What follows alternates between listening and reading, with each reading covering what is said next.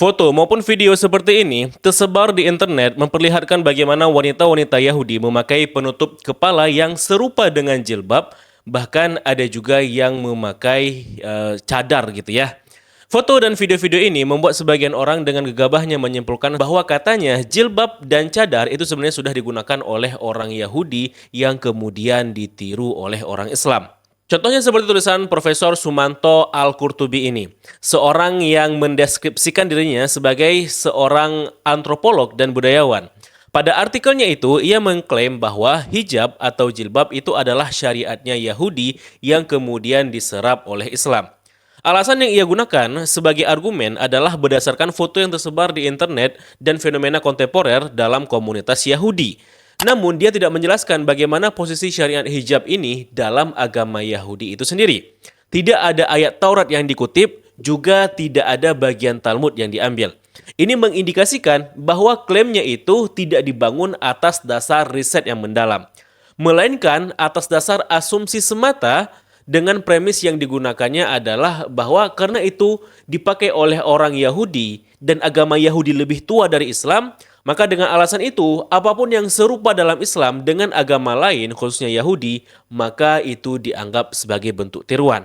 Nah, kalau argumennya dibangun atas dasar premis yang seperti itu, maka jelas klaimnya itu dibangun atas dasar kecacatan berlogika, yang disebut post hoc ergo propter hoc, kemudian genetic fallacy, dan false equivalence. Nah, disebut post hoc ergo propter hoc, ini adalah cara berpikir yang malas. Nah, itu karena memahami urutan waktu secara keliru sebagai bukti sebab akibat. Hanya karena suatu hal itu muncul lebih dulu dan memiliki kemiripan dengan yang datang setelahnya, langsung ditarik kesimpulan bahwa yang belakangan itu pasti meniru atau menjiplak yang terdahulu. Mengasumsikan bahwa yang datang lebih dulu sebagai sumber dan apa yang mirip setelahnya hanyalah sebagai peniru saja.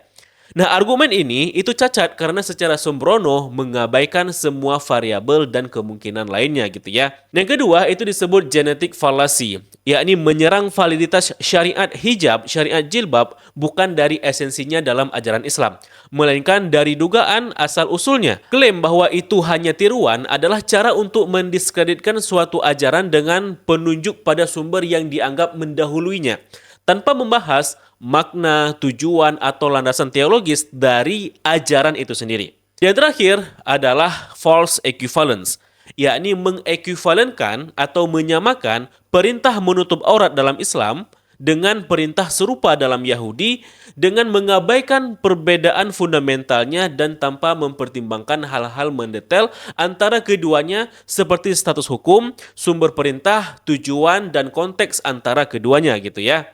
Nah, untuk memahaminya, di episode kali ini akan kita bahas secara gamblang bagaimana syariat jilbab dan hijab itu yang semestinya dalam agama Yahudi. Dan dengan begitu kita dapat mengukur apakah klaimnya dari Profesor Sumanto ini benar-benar dibangun atas dasar pendekatan akademis atau dengan pendekatan manipulatif. Namun sebelum kita masih lebih lanjut, saya ucapkan terima kasih dahulu buat penonton kami yang sudah mendukung channel ini secara moral dan materi via website kitabisa.com. Saya ucapkan terima kasih atas antusiasnya dan apresiasinya. Semoga dukungan teman-teman diganti dengan yang lebih baik lagi, serta semoga dengan dukungan tersebut dapat mempercepat perkembangan channel ini. Buat mengikuti berpartisipasi, teman-teman dapat mengklik link kampanye kami di website kitabisa.com di kolom deskripsi video maupun di kolom komentar tersemat di bawah video ini. Seperti yang sudah kita bahas di episode sebelumnya, bahwa orang-orang Yahudi dulunya itu umumnya sering mengadaptasi mode pakaian di mana mereka tinggal, selama itu tidak melanggar aturan keyahudian mereka tentunya. Jadi kalau mereka tinggal di Eropa seperti Yahudi Askenazi, ini mereka meniru pakaiannya orang-orang Eropa. Ketika tinggal di kawasan mayoritas Islam seperti Yahudi Sephardi atau Yahudi Mizrahi, maka mereka juga meniru pakaiannya orang-orang Islam atau orang-orang Arab gitu ya. Maka kita akan melihat gambar-gambar tempo dulu wanita Yahudi itu ya di abad pertengahan bahkan itu juga memakai pakaian seperti pakaiannya orang-orang Islam juga. Khususnya ya wanitanya gitu ya. Nah teman-teman, itu bukan karena faktor aturan agama mereka, melainkan itu terjadi karena pengaruh budaya setempat. Bahkan di Eropa sendiri teman-teman, dulunya itu memiliki mode berpakaian yang hampir serupa, di mana wanita-wanitanya itu juga menutup kepalanya, seperti menggunakan veil, menggunakan wimple, barbette atau fillet, koif, henin, dan sebagainya. Nah, semua jenis penutup kepala wanita di Eropa ini adalah produk budaya.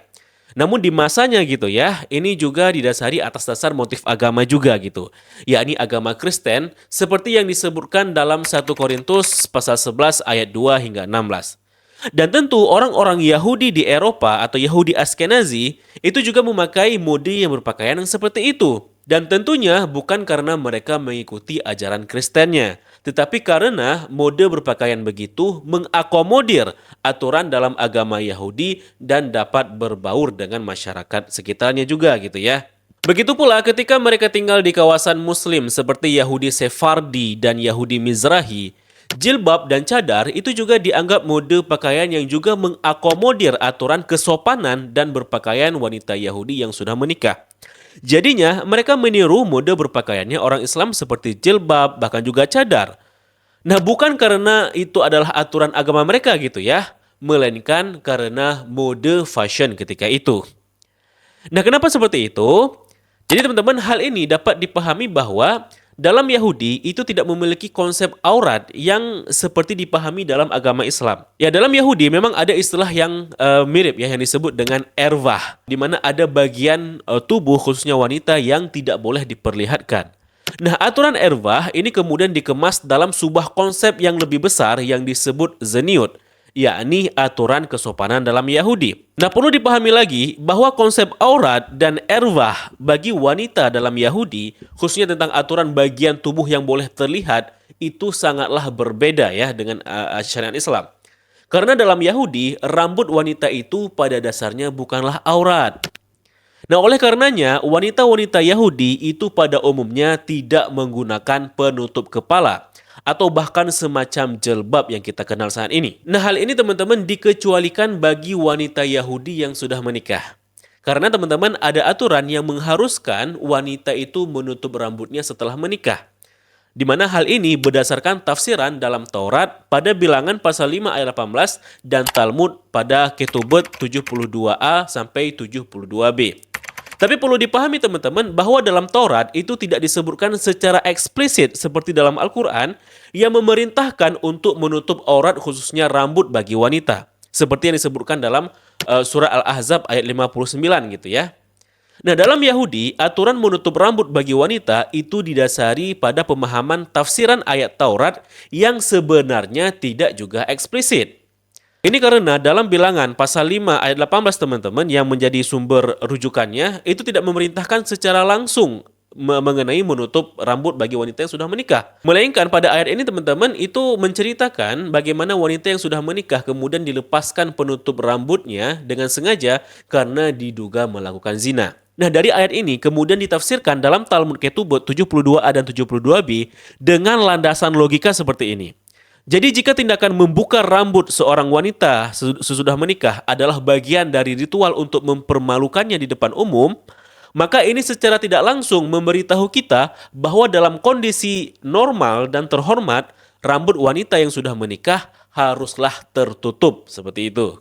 Jadi dari sinilah munculnya aturan bahwa wanita Yahudi yang sudah menikah harus menutup rambutnya. Bukan karena itu adalah aurat seperti yang dipahami dalam Islam, melainkan karena alasan menganggap menampakkan rambut bagi wanita yang sudah menikah itu adalah perilaku yang tidak terhormat secara tradisi mereka gitu ya. Maka dari sini saja kita sudah melihat bagaimana dari hal yang mendasar, hal yang fundamental aja itu sudah memberikan motivasi dan alasan yang berbeda kenapa wanita Muslim dan wanita Yahudi menutup rambutnya. Jadi kalau di Yahudi itu hanya diperuntukkan bagi wanita yang sudah menikah saja, maka di dalam Islam, baik yang sudah menikah maupun yang belum menikah, selama statusnya sudah balik, ya selama statusnya itu sudah balik, tetap wajib menutup aurat khususnya rambutnya gitu ya. Nah, karena Yahudi tidak memiliki konsep aurat seperti yang ada dalam agama Islam, maka sekali lagi tidak mengherankan bahwa dalam agama Yahudi, wanita yang sudah menikah gitu ya, apalagi yang belum gitu ya, itu nggak seperti wanita dalam Islam, di mana mereka ini diperbolehkan menampakkan daun telinga dan lehernya kecuali area tulang selangkanya.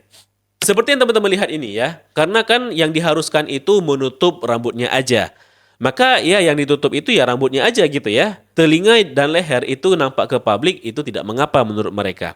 Di mana tentunya dalam agama Islam hal ini itu kan dilarang gitu ya. Nah, karena aturannya seperti itu, Jadinya mereka itu nggak perlu memakai kerudung atau jilbab seperti yang ada dalam agama Islam yang menutup keseluruhannya gitu ya. Nah, kebanyakan wanita Yahudi itu, bahkan Yahudi Ortodoks atau Yahudi Ultra Ortodoks yang lebih taat seperti itu, wanita yang sudah menikahnya itu hanya memakai penutup rambut seperti ini yang disebut tihel atau sinar yang hanya membungkus rambutnya saja. Atau ada juga yang menggunakan snort yang bentuknya seperti kantong. Ada juga yang menutupnya dengan topi. Yang penting menutup rambutnya walaupun leher dan telinganya tetap terlihat. Nah, itu bagi wanita yang sudah menikah. Nah, sedangkan wanita yang belum menikah, bahkan sampai ke Yahudi yang paling taat pun, itu enggak memakai penutup kepala, bahkan jilbab seperti itu gitu ya. Jilbab ataupun bahkan hijab gitu ya. Bahkan sekarang itu teman-teman, mereka itu mengakalinya itu dengan memakai wig bagi wanita yang sudah menikah gitu ya. Yang disebut sheitel. Dan itu dianggap tidak kenapa-kenapa secara hukum halakhanya Yahudi. Wigs. About 5% of Israeli women wear a wig or a sheitel in Yiddish to signal that they are married. Designed to look as natural as possible, they aren't always easy to spot. Is this a challenge to religious integrity?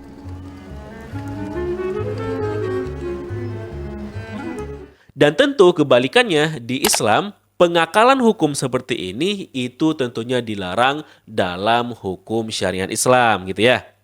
Nah, dari sini kita sudah memahami bahwa argumen yang mengatakan bahwa jilbab atau kerudung atau hijab yang dipakai umat Islam itu katanya berasal dari Yahudi, itu adalah argumen yang kurang tepat bahkan salah.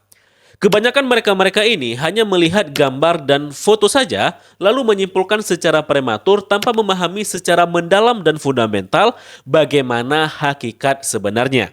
Bagaimana seharusnya dalam agama Yahudi seperti itu.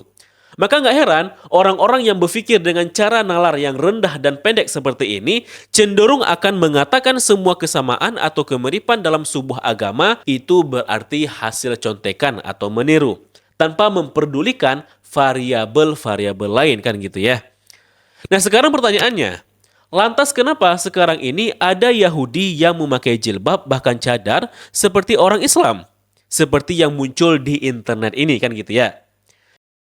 Oke, sebelum kita bahas lebih lanjut pembahasannya, ini mau ngabari kalau rakyat Palestina saat ini itu lagi mengalami kelaparan parah akibat blokade Israel.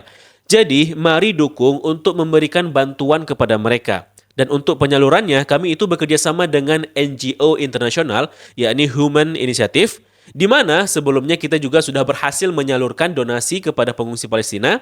Ya, walaupun sekarang kondisinya itu sulit untuk menyalurkan donasi ke sana, namun Human Initiative Internasional ini akan terus berusaha menembus blokade semampunya sampai bisa disalurkan kepada rakyat Palestina. Terlepas apakah dapat disalurkan dalam waktu yang dekat atau tidak, setidaknya kita sudah berusaha untuk berbagi dan semoga hal ini dicatat di sisi Allah sebagai bentuk kepedulian kita kepada sesama manusia. Dan walaupun nanti di kolom komentar teman-teman akan mendapati komentar dari ante-ante Zionis buat ngerecoki dengan berbagai tuduhannya, ya perlu dipahami bahwa kita sengaja menggunakan lembaga internasional secara langsung untuk penyaluran donasinya demi menjamin teman-teman kalau dananya itu tidak diselewengkan. Nah, link donasinya itu ada di kolom deskripsi maupun di kolom komentar tersemat di bawah video ini. Oke, mari kita kembali ke pembahasannya. Nah, pertanyaannya, lantas kenapa sekarang ini ada wanita-wanita Yahudi yang kemudian memakai pakaian khas Muslim seperti ini, memakai jilbab atau kerudung dan juga bahkan memakai cadar?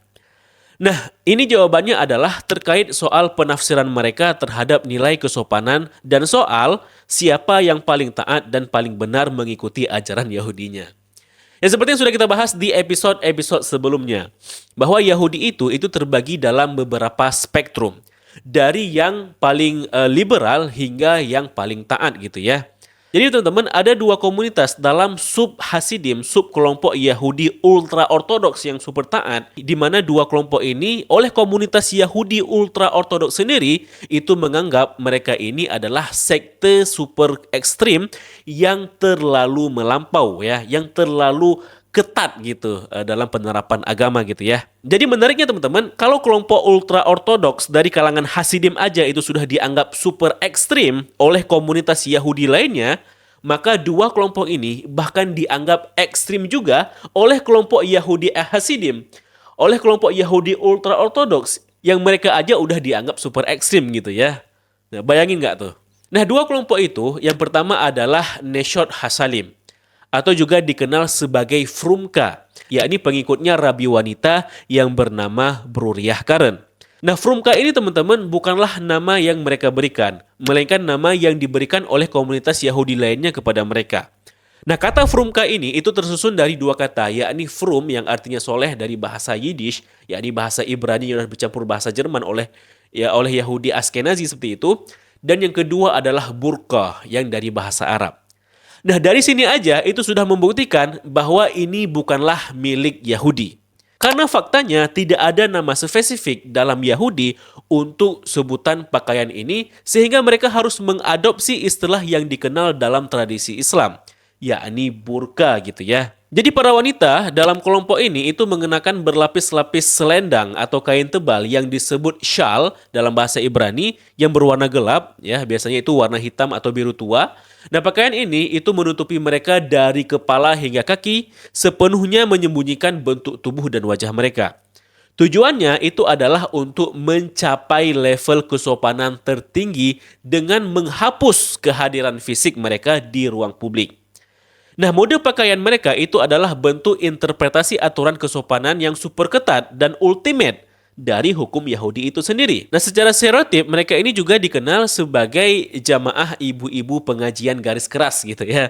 Nah, populasi mereka itu nggak banyak teman-teman, sekitar ratusan orang aja di Israel.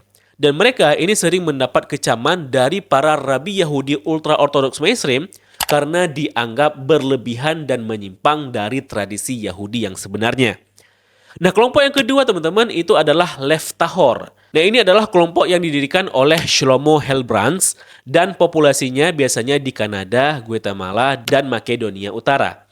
Mereka ini sering berpindah-pindah karena memang nggak cocok di banyak tempat. Nah, wanita dan anak perempuannya di Leftahor ini itu diwajibkan mengenakan jubah hitam panjang yang menutupi seluruh tubuh dari kepala hingga kaki. Dan pakaian ini bukan hanya soal kesopanan, tetapi juga bagian dari sistem kontrol sosial dan isolasi dari dunia luar yang diterapkan oleh sekte ini. Nah, kelompok Leftahor ini itu populasinya juga sangat sedikit ya populasi mereka. Dan mereka itu dianggap sebagai kultus berbahaya oleh banyak pihak dalam agama Yahudi, termasuk oleh komunitas Yahudi lainnya yang khususnya Yahudi yang paling taat gitu ya. Jadi foto yang Anda lihat ini, yang teman-teman lihat ini adalah bagian dari komunitas super minoritas, super ekstrim, yang bahkan komunitas Yahudi pada umumnya saja menolak mereka dan menempatkan mereka sebagai kelompok-kelompok yang melampau dan tidak mewakili tradisi dan agama Yahudi yang sebenarnya. Jadi ya naif ketika Profesor Sumanto Al-Qurtubi menggunakan dua kelompok ekstremis Yahudi ini sebagai landasan argumennya untuk membenarkan klaim rapuhnya yang mengatakan bahwa jilbab atau hijab atau kerudung itu adalah syariatnya Yahudi.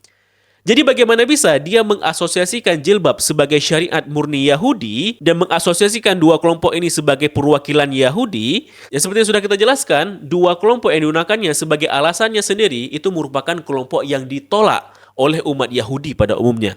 Tidak mewakili agama Yahudi yang sebenarnya kan gitu ya. Dan dalam tulisannya itu teman-teman, Sumanto Al-Qurtubi bahkan dia tidak menjelaskan bagaimana wujud aturan hijab ini dalam aturan agama Yahudi, bagaimana dalam Tauratnya dan dalam Talmudnya. Karena kenapa? Karena pasti nggak akan nemu. Dan itu akan merugikan propagandanya dan agenda argumennya sendiri kan gitu ya. Jadi teman-teman Sumanto ini dan penulis-penulis serupa lainnya yang menulis tentang tema yang seperti ini itu hanya cherry picking aja. Ambil mana yang cocok dengan ide dia dan memanfaatkan ketidaktahuan orang Islam untuk agendanya. Dan untuk mempertahankan klaimnya, dia harus mempertaruhkan kredibilitas gelar profesornya dengan menggunakan cara-cara kotor dengan memanfaatkan argumen-argumen falasi sebagai senjata manipulatifnya. Ya, tapi bagaimana pendapat teman-teman ya mengenai pembahasan kali ini? Kesimpulan apa yang dapat teman-teman petik? Dan kenapa ada orang yang menganggap jika jilbab itu adalah syariatnya Yahudi setelah kita menjelaskan sedetail ini? Ya, tulis pendapat teman-teman di kolom komentar di bawah video ini. Klik like dan share-nya jika video ini bermanfaat. klik subscribe juga loncengnya kalau kalian suka konten yang seperti ini. Dan sampai jumpa di episode berikutnya. Wassalamualaikum warahmatullahi wabarakatuh. Salam damai.